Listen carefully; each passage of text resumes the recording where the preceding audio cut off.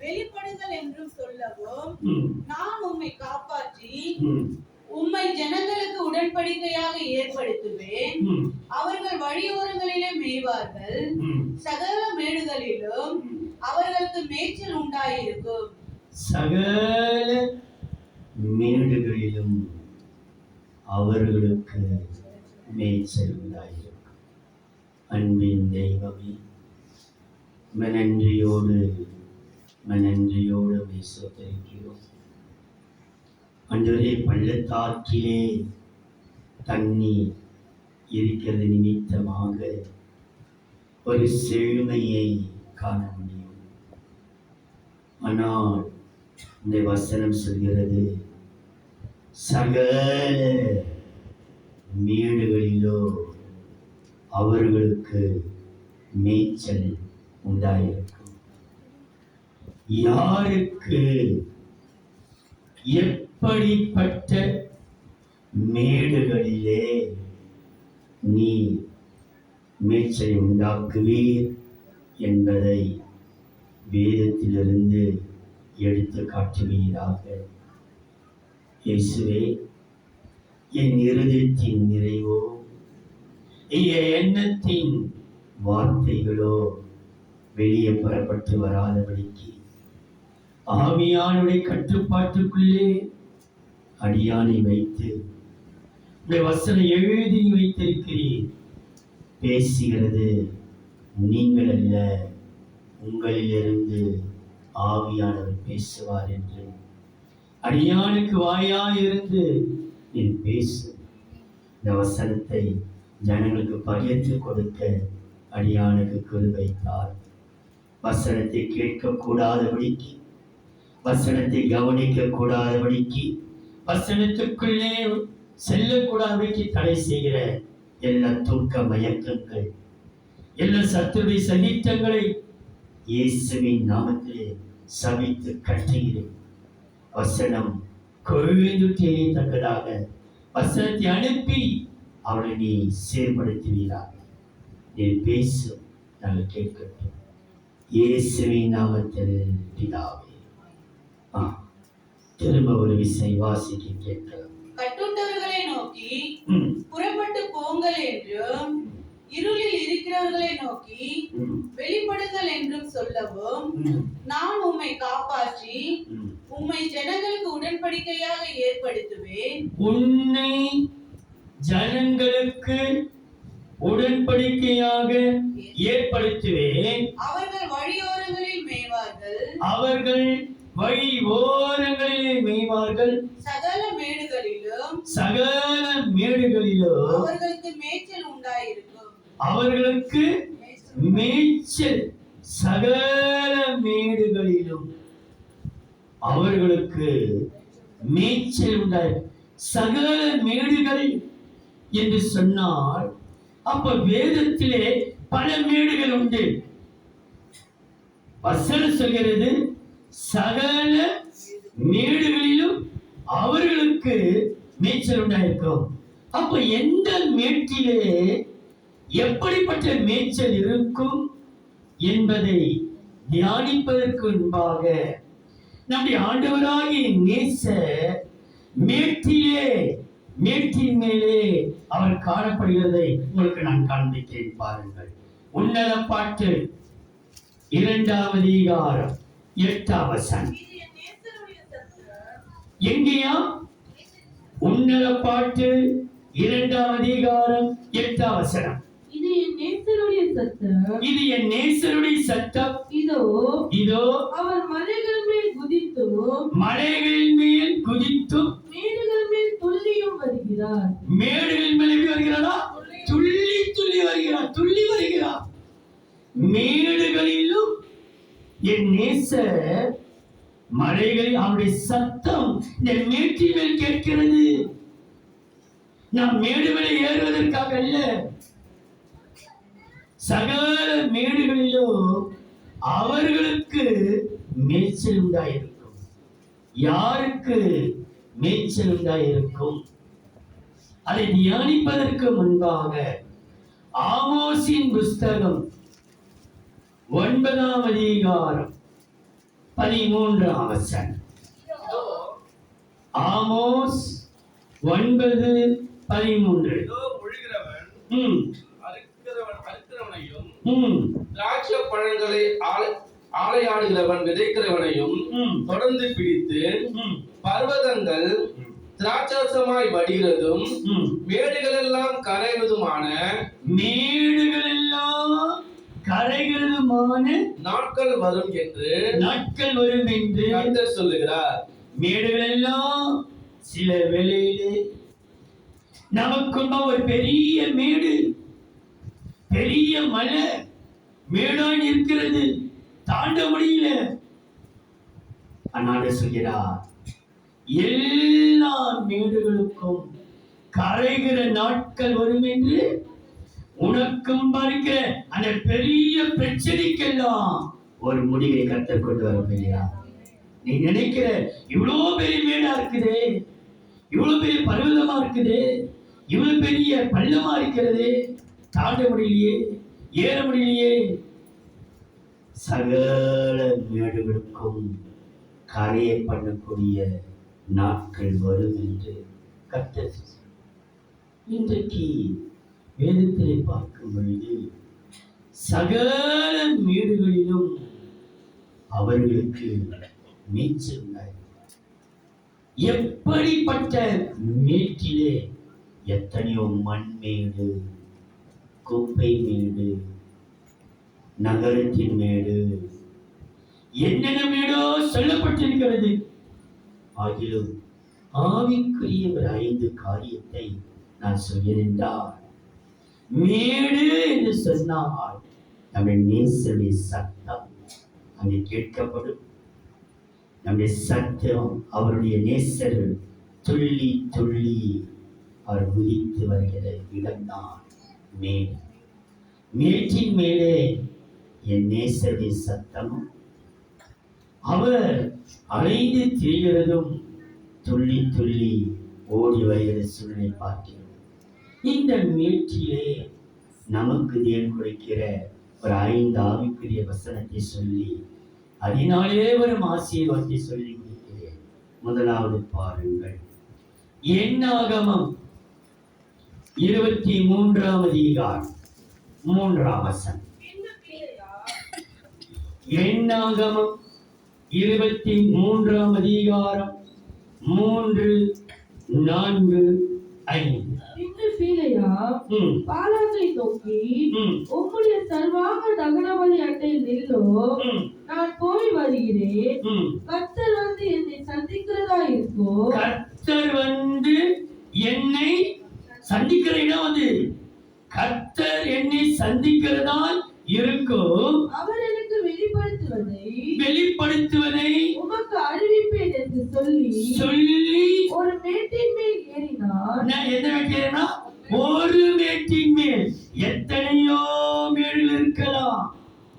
அந்த குறிப்பிட்ட அந்த ஒரு மேடு தேவனுக்கு ஆயத்தமாக்கப்பட்ட அந்த வெளிப்பட கொடுக்கிற ஒரு இடம், தேவன் அவனை சந்திக்கிற இடம், தேவனுக்கு வெளிப்பாடுகளை கொடுக்கிற இடம், அவனுக்கு வரப்போகிற ரகசியங்களை அறிவிக்கிற இடம். ஒரு மேட்டின் மேல் ஒரு மேடு என்ன எனப்பட்டு ஒரு மேடு. அப்ப எத்தனையோ மேடுகள் உண்டாங்க. நீ நிற்கிற இடம் பரிசுத்த பூமி. ஆகிய பாதரட்சியை கயற்றி அப்போ அங்க ஒரு மேடு இருக்கிறது. நான் மேட்டில் ஏறுவேனால் கர்த்தரை சந்திக்கிறதா இருக்கும். அவர் என்னோடு பேசுவார். நான் பேசி எனக்கு வெளிப்படுத்துகிறதை நான் உனக்கு அறிவிப்பேன் என்று சொல்லி ஒரு மேட்டின் மேல் ஏறி, ஒரு மேட்டில் அவர் ஏறின உடனே வசனம் சொல்கிறது. அடுத்த வசனம், தேவன் பீலையாமை அந்த மேட்டின் மேல் சந்தித்தார். ஒரு மேடு இருக்கிறது. அந்த மேட்டின் மேல் என் நேசர் நின்று கொண்டிருக்கிறார். உன்னை சந்திப்பதற்காக, உன்னோடு பேசுவதற்காக, உனக்கு வெளிப்பாடு தருவதற்காக, ரகசியங்களை அறிவிப்பதற்காக, அடுத்த நாட்டுக்கு என்ன நடக்க வருகிறதை வெளிப்படுத்தி கொடுப்பதற்காக அந்த மேட்டின் மேல் அந்த ஒரு மேற்றின் மேல் நேசரிந்து கொண்டிருக்கிறார். அவர் என்னை சந்தித்தார். அப்பொழுது அவர் ம், அவரை நோக்கி, ம். நான் 7 பலிபீடங்களை ஆயத்தம் பண்ணி ஆயத்தம் வாழ்க்கையிலே அவர்களுக்கு மேய்ச்சல் எவர்களுக்கு ஆயத்தம். என் தேவனை சந்திக்கிற நேரம், அவரை ஆஸ்வதிக்கிற நேரம், இது அவருடைய ஜெப நேரம். இந்த நேரம் தேவனை ஆராதிக்கிற நேரம்.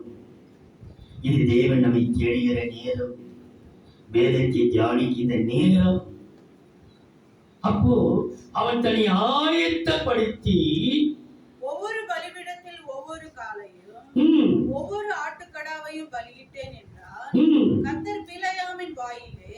கர்த்தர் பிலேயாமின் வாயிலே வாக்கு அருளி, நீ பாலகனிடத்தில் திரும்பி போய் இவ்விதமாய் சொல்ல கடவாய் என்றார். கவனியுங்கள், அங்கே தேவன் கொடுக்கிற ஒரு வெளிப்பாடு. நீ போய் அவனுக்கு பாடத்தில் போய் சொல். ஆயத்தமாய் இருக்கிறவர்களோடு தேவன் சந்திப்பார், அவர்களோடு பேசுவார், அவர்களுக்கு நடக்கும் காரியங்களை அறிவிப்பார். ஏன் அறிவிக்கிறார் பாருங்கள். அந்த இடம், அந்த மேடு நமக்கு ஒரு ஆயத்தமாக்கப்பட்டிருக்கிறது. அந்த ஒரு மேடு நீங்க வாசித்து பாருங்கள். யோசுவாவின் புஸ்தகம் 24ஆம் அதிகாரம் 33ஆம் வசனம். யோசுவா 24:33. ஆரோனின் குமாரனாகிய எலியாசாரும் மரணமடைந்தார். அவன் குமாரனாகிய பினகாசுக்கு எப்ராயிம் மலை தேசத்திலே கொடுக்கப்பட்ட மேட்டிலே அவனை அடக்கம். கொடுக்கப்பட்ட ஒரு மேட்டிலே, உனக்காக ஒரு மேடு உனக்கென்று ஆயத்தவை பண்ணப்பட்டிருக்கிறது. அந்த மேட்டிலே அடக்கம் பண்ணினார்கள். அந்த மேட்டிலே, அவனுக்கென்று கொடுக்கப்பட்ட மேட்டிலே. அப்ப நமக்கென்று ஒரு ஆயத்தம் இருக்கிறது. நமக்கு கர்த்தர் ஒரு மேட்டை வைத்திருக்கிறார். அந்த ஒரு மேட்டு யாருக்கு? ஆயத்தமாய் இருக்கிறவர்களுக்கு. ஆயத்தமாய் இருக்கிறதினாலே அவருக்கு கிடைக்கிற ஆசீர்வாதத்தை பாருங்கள். ஏசாயாவின் புஸ்தகம் 30ஆம் அதிகாரம் 17. ஏசாயா 30ஆம் அதிகாரம் 17, 18, 19. நீங்கள் மலையுச்சின் மேல் ஒரு கம்பத்தை போலவும் மேட்டின் மேல் ஒரு கொடியை போலவும் ஒரு மேடு, அந்த ஒரு மேட்டின் மேல் ஒரு கொம்பை போலவும் ஒரு கொடியை போலவும் மீந்திருக்க மட்டாக ஒருவன் பயமுறுத்த 1000 பேரும் 5 பேர் பயமுறுத்த நீங்கள் அனைவரும் ஓடி போவீர்கள். ஆனாலும் உங்களுக்கு இறங்கும்படி, உங்களுக்கு நீ ஆயத்தமா இருக்கிறியே, உங்களுக்கு இரக்கம் செய்யும்படிக்கு கர்த்தர் காத்திருப்பார். உங்கள் மேல் மனதுருகும்படி எழுந்திருப்பார். கர்த்தர் நீதி செய்கிற தேவன். அவருக்கு காத்திருக்கிற அனைவரும் பாக்கியவான்கள். சீயோனை சேர்ந்த ஜனங்கள் எருசலேமில் வாசமாய் இருப்பார்கள். இனி நீ அழுது கொண்டிராய். இனி செய்ய மாட்டார்களா? அழமாட்டார்கள். ஒரு மேட்டிலே அழுகை கர்த்தர் மாற்றுவார். இனி நீ அழுது கொண்டிருப்பது. ஒரு மேடு உண்டு, உன்னை சந்திக்கிற இடம் அது. கர்த்தர் வெளிப்படுத்திய இடம் அது. கர்த்தர் வாக்கு கொடுக்கிற இடம் அது. இந்த வசனம் சொல்லிக்கொண்டே எனக்கு ஞாபகம் வருகிறது. இந்த முதல் ராஜாவாகிய சவுல் ஞான திருஷ்டிக்காரனை சந்திக்க வருகிறார். பாருங்கள், 1 சாமுவேல் 9ஆம் அதிகாரம் 11ஆம் வசனத்தை வாசிங்க. அவர்கள் பட்டணத்துக்கு மேட்டின் மேல் வழியாய் நடந்து மேட்டின் மேல் ஏறும் பொழுது 1 சாமுவேல் 9ஆம் அதிகாரம் 11ஆம் வசனம் 19ஆம் வசனம் 20ஆம் வசனம். அவர்கள் பட்டணத்தின் மேட்டின் மேல் வழியாய் ஏறின பொழுது தண்ணீர் எடுக்க வந்த பெண்களை கண்டு ஞான திருஷ்டிக்காரன் இங்கே இருக்கிறாரா என்று அவர்களை கேட்டார்கள். மேட்டின் மேலே யார் இருக்கிறது?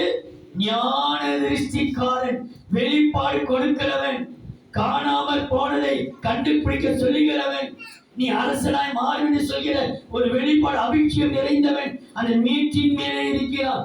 ஞான திருஷ்டிக்காரன் இருக்கிறாரா? 19ஆம் வசனம். சாமுவேல் சவுலுக்கு பிரதியுத்தரமாக ஞான திருஷ்டிக்காரன் நான் தான்ப்பா, மேட்டின் மேல் இருக்கிற ஞானசிக்காரன் நான் தான். 20ஆம் வசனம். 3 நாளைக்கு முன்னே காணாமல் போன கழுதை அகப்பட்டது. நீ கவலைப்பட்டு இருக்கிற, தொலைச்சிட்டே, என்ன நடக்குமோ, எது நடக்குமோ? 3 நாளைக்கு முன்னே காணாமல் போன கழுதை கண்டுபிடிக்கப்பட்டது. அது மாத்திரமல்ல, உன்னை, உன் குடும்பத்தை, உன் ஜனத்தை இந்த ஜனங்கள் நாடுகிறார்கள். நீ இஸ்ரவேலின் மேல் ராஜாவாயிருப்பாய். நானா? அர்ப்பணம் சொற்படும் சிறுமா இருக்கிற என்னை நானா? நீதான்.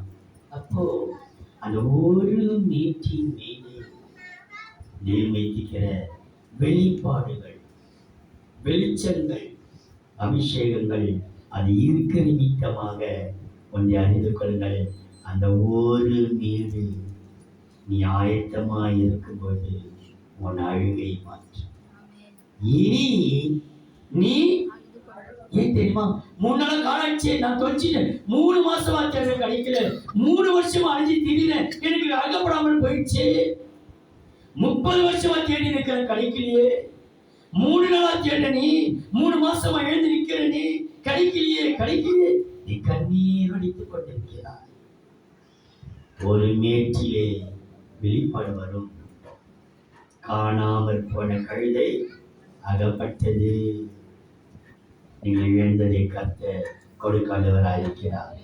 எதை நீங்கள் தொடர்ச்சி பண்ணிக்கிறீர்களோ கர்த்தருடைய வார்த்தை, மகனே, என் மகளே, சகல வீடுகளிலும் அவர்களுக்கு மேய்ச்சல் உண்டாய். எந்த மேய்ச்சலே? ஒரு மேய்ச்சலே. எப்படிப்பட்ட மேய்ச்சல்? அழுகை மாற்றம். அது அவனுக்கு மேய்ச்சல். வெளிப்பாடு, சத்தியம், அபிஷேகம், கர்த்தர் சந்திக்கிறது, வாயில வார்த்தை போட்டு உனக்கு சொல்ல எல்லாமே இருக்கிறது. இது எல்லாம் இருந்தும் தினம் தொலைந்து போன காரியத்தை குறித்து, தொலைத்த காரியத்தை குறித்து கண்ணீர் வடிக்கிற உன்னை பார்த்து கருத்து சொல்றா. அந்த ஒரு மேய்ச்சிலே இனி நீ அழுது கொள்கிறாய். ஒரு மேடு உன் அழுகையை மாற்று. 2வது பாடல் 2 சாமுவேல் 2ஆம் அதிகாரம் 24ஆம் வசனம். யோவாபு 2 சாமுவேல் 2ஆம் அதிகாரம் 24ஆம் வசனம். யோவாபு அபிசாயும் சூரியன் அஸ்தமிக்கும் மட்டும் அப்னேரை பின்தொடர்ந்தார்கள். கிபியோன் வனாந்திர வழிக்கு அருகான கீயாவுக்கு எதிரே இருக்கிற அம்மா மேடு மட்டும் வந்தார்கள். அம்மா மேடு மட்டும். மேடு எப்படிப்பட்டது? அம்மா மேடு. அந்த வேதத்தை தியானித்து யோசித்து பார்த்த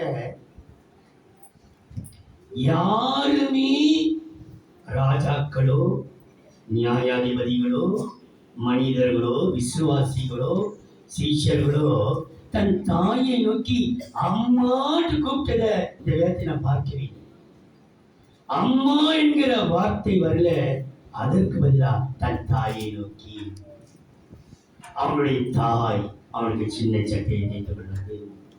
அதனுடைய தாய், இதோ உன்னுடைய தாய். இப்படி அம்மா என்கிற வார்த்தையே வராத அளவுக்கு தாய் என்கிற வார்த்தை தான் வேதத்தில் இருக்கிறது. நீ வேதத்திலே போய் நன்றாய் பார்த்து ஒரு சில பாசில வந்து எங்க அம்மா கூப்பிட்டு இருக்கிறாங்க. ஆனா ஒரே ஒரு வார்த்தை வருகிறது, அம்மா அப்பா என்று அழைப்பதற்கு முன்பாகவே இந்த பாலகனுக்கு, இந்த பாலகன் என்று ஏசையாவின் புஸ்தகம் 8ஆம் அதிகாரம் 4ஆம் வசனத்தை பாருங்கள். இந்த பாலகன் ஏசையா 8ஆம் அதிகாரம் 4ஆம் வசனம். இந்த பாலகன் அப்பா அம்மா என்று கூப்பிட அறியும் முன்னே தமஸ்குவின் ஆஸ்தியோ சமாரியாவின் கொள்ளையோ அசிரியாவின் ராஜாவுக்கு முன்பாக கொண்டு போகப்படும் என்றார். கவனியுங்கள், இந்த வார்த்தை அம்மா அப்பா என்ற ஒரு வார்த்தை தான் வருகிறதை தவிர இயேசு கூட அம்மான்னு கூப்பிட்டதாகவோ ஆபிரகாமோ ஈசாக்கோ யாக்கோபோ தாவீதோ சாலமோனோ முற்பிதாக்கள் யாருமே தன் தாயை நோக்கி அம்மா என்று சொல்லாதபடிக்கு, அன்னைக்கு ஒரு ஸ்திரீ கூட ஐயோ என்னுடைய 1500 வெள்ளி காசு காணாமல் போயிட்டு, அப்போ அவன் சொல்கிறான், இதோ தாயே உன்னிடத்தில் களவு போடாதற்கு. அந்த தாய் களவு போனதே அதை எடுத்தவன் நான் நினைச்சேன். அப்ப அந்த அவளுடைய தாய் சாமுவேலுக்கு சின்ன சட்டை கொண்டு போடுவாள் வருஷத்தோடு ஆலயத்திலே, அதன் தாய். அப்ப இந்த எல்லாம் தாய் என்கிற வார்த்தை தான் வருகிறது தவிர வேதத்தை எப்ப ஞாபகம் நீங்க படிச்சு பார்த்தீங்க, இவங்க அம்மா கூப்பிட்டதா எனக்கு ஞாபகம். யாக்கோப்பு ரெபேக்கால அம்மான்னு கூப்பிட்ட ஞாபகம் இருக்கு பாஸ்டர். ஈசாக்கு அம்மான்னு கூப்பிட்டது ஞாபகம் இருக்குது. அம்மா தாயை தான் அறிமுகப்படுத்தப்பட்டது தவிர அம்மா என்கிற வாதத்தை இந்த வார்த்தையில் யாருமே யூஸ் பண்ணல. புரிந்து கொள்ளுங்கள். ஏனென்றால் நம்ம சில வேளையில இயேசுவை கூட நினைச்சிடும். இன்னும் தன் தாயை பார்த்து ஸ்திரீயே, அம்மா பார்த்து ஸ்திரீன்னு கூப்பிடுறாங்க. ஸ்திரீ என்கிற எவ்வளவு வார்த்தைக்கு அதிக மதிப்பான வார்த்தை. தாயின் அம்மா என்கிற வார்த்தை பற்றி ஒரு உயர்ந்த வார்த்தை தான் அது ஸ்திரீ என்கிற வார்த்தை ஈபருல.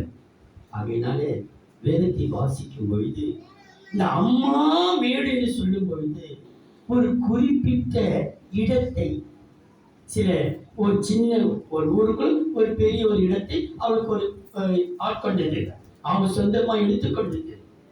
இதுதான் இந்த அம்மா மேடு. மற்றபடி வேற எந்த இதுலையும் அம்மா என்கிற வார்த்தை வரல. யாரையும் அம்மான்ட்டு கூப்பிட்டதாக இங்க வேதத்துல இல்லை. அந்த அம்மா மேடு என்று சொல்லும் பொழுது அந்த அம்மா வீட்டுக்கு ஒரு ஆசிரியத்தை நியமிச்சிருக்கிறார். 2 ராஜாக்கள், மன்னிக்கணும், 2 சாமுவேல் 8ஆம் அதிகாரம் 1ஆம் வசனம். 2 சாமுவேல் 8ஆம் அதிகாரம் 1ஆம் வசனம். இதற்கு பின்பு தாவீது பெலிஸ்தரை முறியடித்து அவர்களை கீழ்ப்படுத்தி மேற்கே அம்மாவை பிடித்துக் கொண்டான். மேற்கே அம்மாவை ஒரு இடத்தை, ஒரு தேசத்தை, ஒரு இடத்தை, ஒரு குறிப்பிட்ட இடத்தை, மற்ற ஆண்டு கொண்டிருந்த இடத்தை அவன் அம்மா என்று திரும்பவாசிமான. இதற்கு பின்பு தாவீது பெலிஸ்தரை முறியடித்து அவர்களை கீழ்ப்படுத்தி அம்மாவை பிடித்துக் கொண்டான். இன்னொரு வசதி பாருங்கள். 1 சாமுவேல் 23ஆம் அதிகாரம் 28ஆம் வசனம். 1 சாமுவேல் 23:28. அதனால் சவுல் தாவீதை பின்தொடர்வதை விட்டுவிட்டு திரும்பி பெலிஸ்தரை எதிர்க்கும்படி போனான். ஆதலால் அவ்விடத்திற்கு சேலா அமாலிஸ்கேத் என்று பெயரிட்டார்கள். என்ன பண்ணானா? அமாலிசேக்கேத் என்று அமாலிகேத் என்று பெயரிட்டார்கள். அமாலிகேத்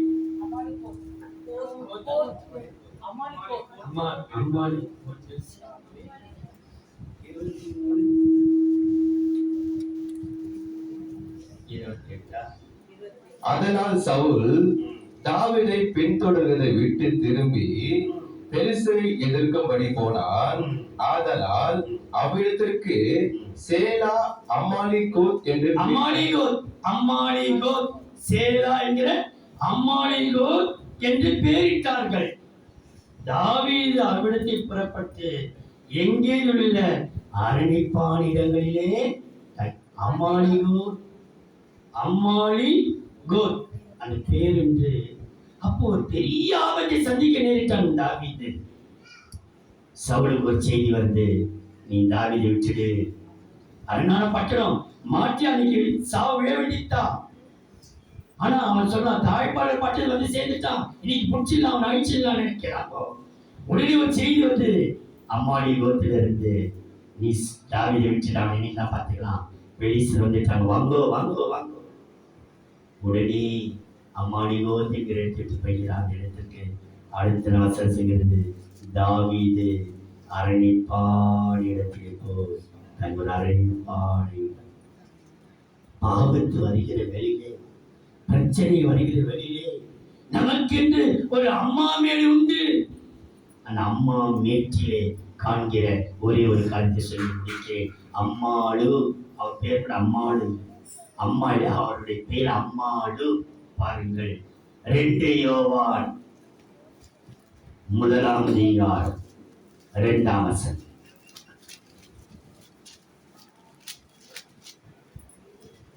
தெரிந்து கொள்ளப்பட்டவளுமாகிய 2 யோவான் 1:2, 2, 5, 6. தெரிந்து கொள்ளப்பட்டவளுமாகிய அவன் தெரிந்து கொள்ளப்பட்டவர்கள் நாம். அம்மா மேட்டிலே இருக்கக்கூடியவர்கள் யார் என்றால், தாவீது தேவனுடைய இதயத்துக்கு ஏற்றவன் என்று தெரிந்து கொள்ளப்பட்டவன், தேவனால் அங்கீகரிக்கப்பட்டவன், தேவனுடைய அரவணைப்புக்குள்ளே அம்மாலிகோத் எனப்பட்ட அரணிப்பான இடத்துக்குள் வர வைக்கப்பட்டவன் அவன். தாவீது தேவனால் தீர்ந்தவன். சகல மேடுகளிலும் அவளுக்கு மேய்ச்சல் உண்டாகவும். யார் அவர்கள்? ஆயத்தமாயிருக்கிறவர்கள். இங்கே பார்க்கிறோம், தெரிந்து கொள்ளப்பட்டவர்கள். தெரிந்து கொள்ளப்பட்டவளும் ஆகிய அம்மாளுக்கும், அவள் பெயர் அம்மாள், அம்மாளுக்கும் அவளுடைய பிள்ளைகளுக்கும் மூப்பனாகிய நான் எழுதுகிறதாவது இப்பொழுது அம்மாளே நான் ஒருவரில் ஒருவர் அன்பு கூற வேண்டும் என்று ஒருவருக்கொருவர் அம்மா வீட்டில் காணப்படுகிறது.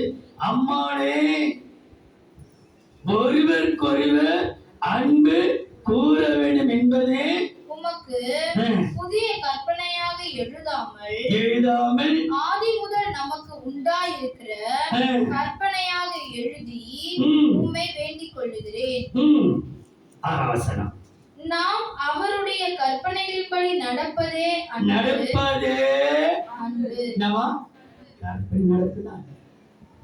நம்ம மேட்டிலே காணப்படுகிற ஒரே ஒரு காரியம், அது அன்பு காட்டு. அம்மாளே, உனக்கும் உன் பிள்ளைகளுக்கும் உன் பிள்ளைகளுக்கும் மூப்பனாகி நான் சொல்கிறேன், அன்பை நீ கற்பனையாய் ஏற்றுக்கொண்டு அன்பிலே நிலைத்தது. அதுதான் இந்த அம்மா மேடு நமக்கு காண்பிக்கிறப்பா. தெரிந்து கொள்ளப்பட்டவர்கள் அவர்கள். தெரிந்து கொள்ளப்பட்டவளும் தேவனால் அங்கீகரிக்கப்பட்டவர்கள். ஆகையினாலே நமக்கு ஒரு மேடு உண்டு. சகல மேடுகளிலும் அவர்களுக்கு மேய்ச்சல் உண்டாகும். ஒரு மேட்டிலே அழுகை மாற்றும், 2வது அம்மா மேட்டிலே அன்பை காட்டும். இந்த அம்மா மேடு வசனம் சொல்கிறது, இயேசுவானவர் முடிவு பரியந்தமும் தம்முடைய சீஷத்திலே அன்பு காண்பித்தார். தேவன் அன்பாகவே இருக்கிறார். அவருடைய அன்பிலே மாற்றம் என்பதே. மூன்றாவது ஒரு வீடு பாருங்கள். ஏசையாவின் புஸ்தகம் 5ஆம் அதிகாரம் 1ஆம் வசனம். இப்போது நான் என் நேசரிடத்தில் ஏசையா 5ஆம் அதிகாரம் 1ஆம் வசனம். இப்போது நான் ம், என் நேசரிடத்தில் ம், அவருடைய திராட்சை தோட்டத்தை குறித்து ம், என் நேசருக்கேற்ற ஒரு பாட்டை பாடுவேன். ம். என் நேசருக்கு என் நேசருக்கு மகா செழிப்பான மேட்டிலே என்ன செழிப்பா? மகா செழிப்பான மேட்டிலே. ஒரு திராட்சை தோட்டம் உண்டு. செழிப்பான மேடு, மகா செழிப்பான மேட்டிலே என் நேசருக்கு ஒரு திராட்சை தோட்டம் உண்டு. அவர் அதை வேலையடைத்து அதிலுள்ள கற்களை பொறுக்கி அதில நற்குல திராட்சை செடிகளை நட்டு அதில் நடுவில் ஒரு கோபுரத்தை கட்டி அதில் ஆலையையும் உண்டு பண்ணி அதில் நல்ல திராட்சை பழங்களை தரும் என்று காத்திருந்தார். காத்துக்கொண்டே இருக்கிறார். மகா செழிப்பான மேட்டிலே என் நேசருக்கு என்னதுன்னா தோட்டம், திராட்சை தோட்டம். அப்போ இந்த மகா செழிப்பான இந்த மேடு என்று சொல்லும்போது யாருக்கு இந்த மேடு? பாடுகிறவர்களுக்கு. நான் பாடு எப்படி ஆரம்பிக்கிறது? அந்த 5ஆம் வசனம், 1ஆம் வசனம். என் நேசருக்கு ஏற்ற ஒரு பாட்டை பாடுவேன், பாடிக்கொண்டே இருப்பேன். என் நேசருக்கு என் ஜீவன் போகிற வரைக்கும் பாடிக்கொண்டே, துதித்துக் கொண்டே, பாடிக்கொண்டே, நான் பாடிக்கொண்டே. என் நேசருக்கு நான் பாடு நாம் பாட நமக்கு ஒரு செழிப்பான ஒரு மேடு. இந்த செழிப்பான மேட்டை குறித்து வேதம் சொல்கிறது பாருங்கள். 65ஆம் சங்கீதம் 12-13. கவனியுங்கள். சங்கீதம் 65:12-13. வனாந்திர தாவரங்களிலும் பொழிகிறது. வனாந்திர தாவரங்களை பொழிகிறது. மேடுகள் சுற்றிலும் பூரிப்பாயிருக்கிறது. மேடுகள் எப்படி இருக்குதா? பூரிப்பாயிருக்கிறது. மேடுகளை சுற்றி ஒரு பூரிப்பு. வாழ்க்கையை கர்த்தர் மாற்றுகிறார். கர்த்தருடன் அன்பா இருக்கிறதுனாலே உனக்கு ஒரு பூரிப்பு உண்டாகிறது. மேடுகள்லாம் பூரிக்கிறது. மேய்ச்சலுள்ள வெளிகளில் ஆடுகள் நிறைந்திருக்கிறது. பள்ளத்தாக்குகள் தானியத்தால் மூடி இருக்கிறது. அவைகள் கெம்பீரித்து பாடுகிறார்கள். அந்த செழுமையான மேடு என்றால் அதே சங்கீதம் 66:12. மனுஷரை எங்கள் தலைமையில் ஏறி போக பண்ணினீர். சங்கீதம் 66:12. மனுஷரை எங்கள் தலைமையில் ஏறி போக பண்ணினீர். தீயையோ தண்ணீரையோ கடந்து வந்தோம். செழிப்பான இடத்தில் எங்களை கொண்டு வந்து விட்டீர். எங்க விட்டீங்களா? செழிப்பான மேட்டை கொண்டு வந்து விட்டீர். நாங்க பாடினோம். பாடிக்கொண்டிருக்கும் போதே மனுஷர்கள் எங்களை ஏறினார்கள். தீயையும் தண்ணீரை கடந்து வந்தோம். ஆனாலும் எங்கள் நேசருக்கு ஒரு செழிப்பான மேடு, செழிப்பான மேட்டிலே நீ பாட உனக்கு ஒரு ஆசீர்வாதத்தை வச்சிருக்கிறார். பாருங்கள். ஏசாயாவின் புஸ்தகம் 32ஆம் அதிகாரம் 16ஆம் வசனம். ஏசாயா 32ஆம் அதிகாரம் 16, 17, 18. வனாந்தரத்திலே நியாயம் வாசமாயிருக்கும் செழிப்பான வயல்வெளியிலே செழிப்பு செழிப்பு, செழிப்பான மேட்டு, செழிப்பான வயல்வெளியிலே நீதி தங்கியிருக்கும். என்ன தங்கி இருக்குமா? அநீதி அல்ல, நீதி தங்கி இருக்கும். நீதியின் கிரியை நீதியின் கிரியைகள் சமாதானமும் சமாதானமும் நீதியின் பலன் பலன் என்றும் உள்ள அமெரிக்கையும் சுகமும் சுகமுமா என் ஜனம் சமாதான தாவரங்களிலோ நிலையான வாசஸ்தலங்களிலோ அமைதியாய் தங்கும் இடங்களிலும் குடியிருக்கும். எந்த இடத்துல தங்கி இருக்குமா? அமைதியா இருக்கணும். ஒரு அமைதியா கூச்சு, குழப்பம், போராட்டம், பிரச்சனை, துக்கம் எல்லாம் மாறிடுச்சு. ஆனா எனக்கு வீட்டுலனா ஒரு அமைதி, ஒரு அமைதியான இடம், தனித்து போயிருக்கணும். ஏனென்றால் அந்த செழிப்பான வீடு நமக்கு ஒரு அமைதியான இடத்தை காணும். எப்ப பார்த்தாலும் கூச்சல், எப்ப பார்த்தாலும் குழப்பம், எப்ப பார்த்தாலும் பிரச்சனை, எப்ப பார்த்தாலும் வேதனை, எப்ப பார்த்தாலும் போராட்டம், அநீதி தலை தூக்கி ஆடுகிறது, அநியாயம் ஜெயிக்கிறது, அநீதி தாண்டவம் ஆடுகிறது, அக்கிரமங்கள் பெறுகிறது. ஆனால் ஒரு மேடு, அது என்னேசருடைய செழிப்பான மேடு. அந்த மேய்ச்சிலே கர்த்தர் எனக்கு அமைதிப்படுத்துவார். நம்மை நாமே அமைதிப்படுத்துவார். நம்ம எதை குறித்தும் பல புயல் வீசட்டும், கடல் கொந்தளிக்கட்டும், பெருங்காற்று வீசட்டும், கண்மலையில் இருக்கிறனா அமைதியாக நம்ம எங்க நிற்கிறோமா? செழிப்பா. அதுவும் என் நேசருக்கு ஒரு மேட்டிலே திராட்சை தோட்டம், அந்த மேய்ச்சிலே நிற்கிறோம். அந்த செழிப்பான வீடு அமைதியான இடத்தை காண்பிக்கும். அந்த அமைதியை தரும். ஒரு மேடு அழுகை மாற்றும், அம்மா மேடு அன்பு காட்டும், செழிப்பான மேடு அமைதிப்படுத்தும். கொந்தளிக்கிற சூழ்நிலை வந்தாலும் நீ அமைதிப்படும். நான்காவது ஒரு மேடு பாரு. எசேக்கியேல் 36ஆம் அதிகாரம் 2ஆம் வசனம். கர்த்தராகிய ஆண்டவர் உரைக்கிறார். எசேக்கியேல் 36:2. கர்த்தராகிய ஆண்டவர் உரைக்கிறார், பகைஞன் உங்களை குறித்து நித்திய மேடுகள் எங்கள் வசமாயிற்று என்று. நித்திய மேடு எங்கள் வசமாயிற்று. நித்திய மேடு யோசித்து பாருங்கள். சகல மேடுகளிலும் அவர்களுக்கு மேய்ச்சல் உண்டாய்.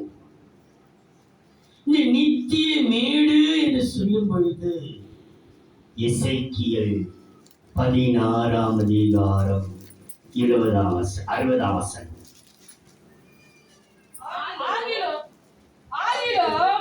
உன் இளவயது எசேக்கியேல் 16:60.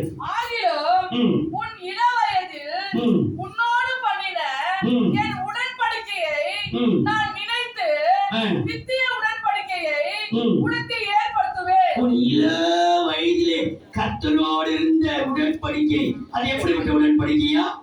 நித்திய உடன்படிக்கை. நித்திய உடன்படிக்கை. இந்த நித்திய உடன்படிக்கை எங்கே கர்த்தர் கொண்டு வரார் பாருங்கள். எசேக்கியேல் 37ஆம் அதிகாரம் 26ஆம் வசனம். எசேக்கியேல் 37:26. நான் அவர்களோடு சமாதான உடன்படிக்கை செய்வேன். சமாதான உடன்படிக்கை செய்வேன். அது அவர்களுக்கு நித்திய உடன்படிக்கையாய் இருக்கும். நித்திய சமாதானத்துடன் வேண்டிய மாறுமா? நித்திய உடன்படிக்கையா இருக்கும். அப்போ நம்ம இள வயதிலே கர்த்தருக்காக கொண்டிருந்த நேசத்தின் உடன்படிக்கை, சமாதான உடன்படிக்கை என்னென்னைக்கு இருக்கும்? இன்னொரு வசனத்தை பாருங்கள். இந்த நித்திய உடன்படிக்கை அவர்கிட்ட சேர்த்து கொள்கிறதாம். ஓசியாவின் புஸ்தகம் 2ஆம் அதிகாரம் 19-20. நித்திய ஓசியா 2:19-20. நித்திய விவாகத்துக்கென்று நித்திய விவாகம், சாதா விவாகம் அல்ல, நித்திய நேற்றிலே நித்திய விவாகத்தை ஏற்படுத்திக் கொள்வேன், உன்னை எனக்கு நியமித்துக் கொள்வேன். உன்னை நியமித்துக் கொள்வேன். நீதியும் நியாயமும் கிருபையும் உறக்க இரக்கமுமாய். என்ன இருக்குமா? நீதி, நியாயம், இரக்கம், கிருபை, உருக்கமாய் உன்னை எனக்கு நியமித்துக் கொள்வேன். உன்னை எனக்கு நியமித்துக் கொள்வேன். நீ கர்த்தரை அறிந்து கொள்வாய். யார் அறிந்து கொள்வாயா? கர்த்தரை அறிகிற உனக்கு, தேவனை அறிந்து கொள்கிற உனக்கு, தேவனை அறிந்த உனக்கு, இள வயதிலிருந்து தேவனை அறிந்த உனக்கு கர்த்தர் சொல்றார், நான் உண்மையை அவனை நியமித்துக் கொள்ளுவேன். இரக்கம், உருக்கம், கிருபை, உனக்கு வேண்டிய சகலத்தையும் காண்பித்து இந்த நித்திய மீட்சிலே அறிந்து கொண்டவர்களுக்கு, தேவனால் அறியப்பட்டவர்களுக்கு, தேவனை அறிந்த பிள்ளைகளுக்கு தேவனுக்கு நன்மை பாருங்கள். எசேக்கியேல் 34:26. எசேக்கியேல் 34:26. அவர்களையும் என் மேட்டின் சுற்றுப்புறங்களையோ எனக்கு ஒரு மேடு இருக்கிறது, என் மேட்டின் சுற்றுப்புறங்களையோ ஆசீர்வாதமாக்கி. எப்படி செய்வார் அவரு? சாபமகல்ல, இந்த நித்திய மேட்டை சுற்றிலும் ஆசீர்வாதமாக்கி ஏற்ற காலத்திலே மழை பெய்ய பண்ணுவேன். ஆசீர்வாதமான மழை பெய்யும். நான் மழை பெய்யுமா? ஆசீர்வாதமான மழையை கற்றுக் கொடுப்பா. இந்த நித்திய மேட்டிலே ஆசீர்வாதமான மழை, என் மேட்டை சுற்றி என்ன இருக்குமா? ஆசீர்வாதம் இருக்கும். அந்த ஆசீர்வாதம் தங்குவதற்கு நான் ஆசீர்வாதமான மழையும் பெய்யப்படுவேன். நம்ம அழிக்கிற மழை அல்ல, முன்மாறி பின்மாறி ஆசீர்வாதத்தின் மழையை கர்த்தர் இதே நாளிலே கர்த்தர் நமக்கு பொழிய பண்ணவராக ஆசீர்வாதம் தரும். ஒரு மேடு அழுகையை மாற்றும், அம்மா மேடு அன்பு காட்டும், செழிப்பான மேடு அமைதிப்படுத்தும், நித்திய மேடு ஆசீர்வதி. கடைசியாக ஒரு மேட்டை பாருங்கள். லூக்கா எழுதின சுவிசேஷம் 8:33. லூக்கா 8 எடுத்துக்கொள்ளுங்கள். 33 35 38 39. அப்படியே பிசாசுகள் அந்த மனுஷனை விட்டு நீங்கி பன்றிகளுக்குள் புகுந்தன. அப்போது அந்த பன்றி கூட்டம் உயர்ந்த மேட்டிலிருந்து, என்ன மேட்டிலிருந்து? உயர்ந்த மேட்டிலிருந்து கடலிலே பாய்ந்து அமிழ்ந்து மாண்டது. அப்போது சம்பவித்ததை பார்க்கும்படி ஜனங்கள் புறப்பட்டு இயேசுவிடத்தில் வந்து, பிசாசுகள் விட்டு போன மனுஷன் வஸ்திரம் தரித்து இயேசுவின் பாதத்தருகே உட்கார்ந்து. எந்த பாதத்திலே? அவருடைய பாதம். இயேசுவின் பாதம் எனக்கு போதும். அவருடைய பாதத்தில் அமர்ந்திருக்கிறவர்கள் உயர்ந்த மேட்டிலிருந்து, நம்மிடம் படத்திற்கு உயர்ந்த மேட்டிலிருந்து. உயர்ந்த மேடு நமக்கு இருக்கிறது. யாருக்கு? அவர் பாதத்திலே அமர். வானம் எனக்கு சிங்காசனம், பூமி எனக்கு பாதபடி. அவருடைய பாதத்திலே, அவர் இயேசுவின் பாதத்திலே அமர்ந்திருந்து பக்தி தெரிந்திருக்கிறதை கண்டு கண்டு பயந்தார்கள். பயந்தார்கள். பிசாசுகள் நீங்கின மனுஷர் ம். அவரோடு கூட இருக்கும்படி ஆ. உத்தரவு கேட்டார். ஆ. இயேசு அவனை நோக்கி, ம். நீ உன் வீட்டுக்கு திரும்பி போ, திரும்பி போய் தேவன் உனக்கு செய்தவர்களை எல்லாம் அறிவி என்று சொல்லி அறிவி என்று சொல்லி அவனை அனுப்பிவிட்டார். அனுப்பிவிட்டார். அந்தபடி அவன் போய் ஆ. இயேசு தனக்கு செய்தவர்களை எல்லாம் ம். பட்டணத்தில் எங்கு பிரசித்தப்படுத்தினான். இதோட அந்த வார்த்தை முடிஞ்சிட்டான் கதை. ஆனா இதே வசனத்துல இன்னும் நான் காணப்படுகிறது பாருங்கள். ஆனா அது இது மத்தேயுல எழுதப்பட்டிருக்குது. அது சுருக்கமா சொல்லிடுறான். மத்தேயுல என்ன சொல்றாரு, அந்த 8ஆம் அதிகாரம் 32 33 சொல்றாரு. அவன் விடுதலை பெற்ற அவனதான். அவனை பத்தி அதிகமா சொல்லல. 8:32 அதற்கு அவர் மத்தேயு 8ஆம் அதிகாரம் 32 33. அதற்கு அவர் ம். போங்கள் என்றார். ம். அவைகள் புறப்பட்டு ம். பன்றிக் கூட்டத்தில் போயின. ஆ. அப்பொழுது ம். பன்றிக் கூட்டம் எல்லாம் உயர்ந்த மேட்டிலிருந்து உயர்ந்த வீட்டிலிருந்து கடலிலே பாய்ந்து கரையிலே பாய்ந்து நிலத்தில் மாண்டு போயின. ஆ. அவைகளை ஆ. மேய்த்தவர்கள் ஓடி ம். பட்டணத்தில் சென்று ம். இந்த சங்கதி எல்லாவற்றையும் ம். பிசாசு பிடித்திருந்தவர்களுக்கு சம்பவித்ததையும் ம். அறிவித்தார்கள். ம். அப்பொழுது ம். அந்த பட்டணத்தார் யாவரும் அதோடு முடிஞ்சிச்சு. அவ்வளவுதான். பட்டணம் அவருக்கு எதிராக நீங்க போயிடுங்க. அவன் புத்தி தெளிந்திருக்கிறதாகவோ இயேசுவின் பார்த்து அமர்ந்து சொல்லவே இல்லை. ஆனால் லூக்கா மார்க் எழுதியிருக்கிறார் பாருங்கள். மார்க் எழுதின சுவிசேஷம் 5ஆம் அதிகாரம் 13ஆம் வசனம். இயேசு அவைகளுக்கு உத்தரவு கொடுத்தவுடனே மார்க் 5ஆம் அதிகாரம் 13ஆம் வசனம் 18ஆம் வசனம் 20ஆம் வசனம். இயேசு அவர்களுக்கு உத்தரவு கொடுத்தவுடனே ஆ. அசுத்த ஆவிகள் புறப்பட்டு பன்றிக்குள் போயின. ஆ. உடனே ஏறக்குறைய 2000 பண்டிகள் உயர்ந்து விட்டது. எழுத்து எண்ணிக்கை சொல்லப்படுகிறது. 2000 ஆவிகள் அந்த பண்டிகைக்குள்ளே இருந்தது. நான் எல்லாம் போய் மாண்டது. 18ஆம் வசனம். அப்படியே அவர் படவில் ஏறி இருக்கிற போது ஆ. பிசாசு பிடித்திருந்தவன் ஆ. அவரோடு கூட இருக்கும்படி ஆ. தனக்கு உத்தரவு கொடுத்து அவரை வேண்டிக் கொண்டான். அப்ப பாருங்க, அவன் இயேசுவின் உட்கார்ந்தால் இயேசுவின் பாதம் என்று மார்க் சொல்லல. ஆனா 20ஆம் வசனத்தை வாசி. அந்தபடி அவன் போய் ம். இயேசு தனக்கு செய்தவைகள் எல்லாம் ஆ. தெக்கோபோலி என்னும் நாட்டில் ம். பிரசித்தம் பண்ண தொடங்கினான். ம். எல்லாரும் எல்லாரும் ஆச்சரிய. அப்போ அவனுடைய வாழ்க்கையை படிப்படியே பார்த்தார்கள். அந்த லூக்கால இயேசு பார்த்து உட்கார்ந்தான். அந்த ஆச்சரியப்பட்டால் இந்த வசனத்தை பார்க்க முடியாது. வார்த்தையை மத்தியிலே பார்க்கிறோம். 2000 பண்டிகைகள் சொல்லப்பட்டிருக்கிறது. அந்த ஆச்சரியம் என்கிற வார்த்தை வரல. பிரசங்கம் பண்ணினாதான், இயேசு உட்கார்ந்தான். ஆனா மார்க் சொல்கிறது, அவன் பிரசங்கித்ததை பிரசித்தப்படுத்தினதை ஜனங்கள் எல்லாரும் கேள்விப்பட்டு நானார்களா ஆச்சரியப்பட்டார்கள். உயர்ந்த மேட்டிலே கர்த்தருடைய ஆச்சரியப்படுத்த போகிறார். யாருமே நம்பாத ஒரு காரியத்தை கர்த்தர் உனக்கு செய்து உன் மூலமாய் கர்த்தர் ஆச்சரியப்பட வைக்க வைக்கிறார்.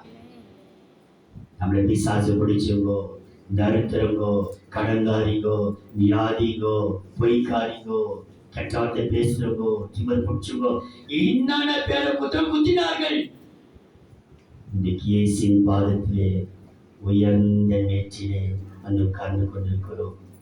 பிசாசு பிடிச்சவே, லேகியோன் பிடிச்சவே, 6000 பேய்கள் 2000 பன்னிகளுள்ள பூந்தது. உடனே மாந்தது. தேவ பிள்ளைகளே, இப்படி யார் என்னன்னு சொல்லி போட்டோம்.